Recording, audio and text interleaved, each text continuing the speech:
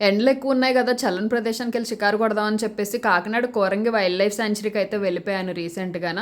So వెళ్ళిన దాకా ఉండి వింత ఏంటంటే సూర్యన్న నెత్తి మీద కూర్చొని సాయంత్రం వరకు లెగలేదనమాట. ఎన్ని లీటర్లు నీళ్ళు తాగినా సరే నెత్తి చిదుగుపోయింది అసలు నాకు.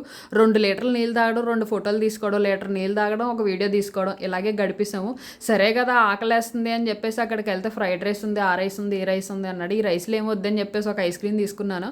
వెంటనే కోతొచ్చి పట్టుపోయింది అనమాట. సో దీన్ని బట్టి మీకు అర్థమైంది ఏంటంటే, ఎప్పుడైనా సరే ఈ వైల్డ్ లైఫ్ సాంచురీకి వెళ్ళినప్పుడు బ్యాగ్లో ఏమన్నా వస్తువులు పట్టుకొని వెళ్ళారంటే అవి కోతికి సమర్పించి వచ్చేయడం అనమాట.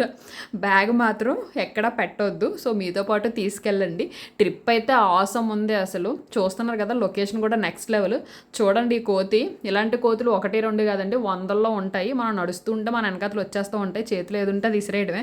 సో బయటకి ఏది కూడా కనిపించకుండా పట్టుకోవాలన్నమాట. సో ఇది ఆల్ ఓవర్ ట్రిప్ అయితే. మీ ఇంతకీ చెప్పడం మర్చిపోయాను, ఈ చెక్క మీద వాక్ చేస్తున్నప్పుడు కోసం అటు ఇటు చూసుకోకపోతే బురదలో మట్టం వేసేయడం అనమాట. తర్వాత 4 వచ్చి లేవదీసినా సరే 4 రోజులు లేవలేము. ఇలా ఉంటుందన్నమాట పరిస్థితి. సో ఉంటాను మరి. మా వీధిలో కరెంటు పోయింది, దోమలు ఊరికి నా ఒంటి మీద గూళ్ళు కట్టేస్తున్నాయి. సబ్స్క్రైబ్.